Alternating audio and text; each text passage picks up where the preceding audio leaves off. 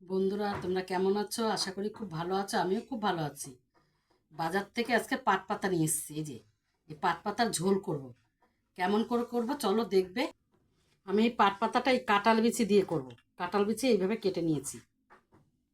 কড়াই বসিয়ে দিয়েছি, কড়াইয়ের মধ্যে জল দিয়ে দেবো। তারপরে এই কাঁঠাল বিচিগুলো দিয়ে দেবো।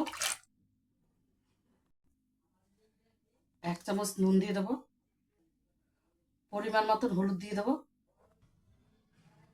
চেরা কাঁচা লঙ্কা দিয়ে দেবো। দিয়ে ভালো করে নাড়াচাড়া করব। নাড়াচাড়া করে চাপা ঢাকা দিয়ে দেবো।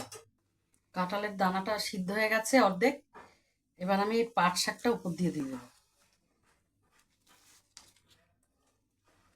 দিয়ে ভালো করে নাড়াচাড়া করে নেব।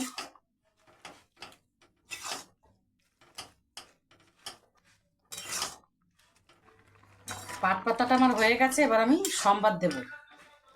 কড়ার মধ্যে তেল দিয়ে দিয়েছি। এবার আমি এই পেঁয়াজ কুচিটা দিয়ে দেবো।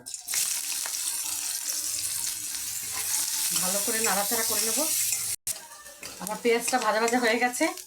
এবার আমি পাট পাতাটা ঢেলে দেবো। একটু নাড়াচাড়া করে একটু ঝোল কমিয়ে নামিয়ে দেবো। বন্ধুরা, তোমরা তো দেখলে আমি কাঁঠাল বিচি দিয়ে পাট পাতা দিয়ে কিভাবে করলাম। ভালো লাগলে একটা লাইক, কমেন্ট আর শেয়ার করে দিও। আর তোমরা এরকম বাড়িতে বানিয়ে খেও।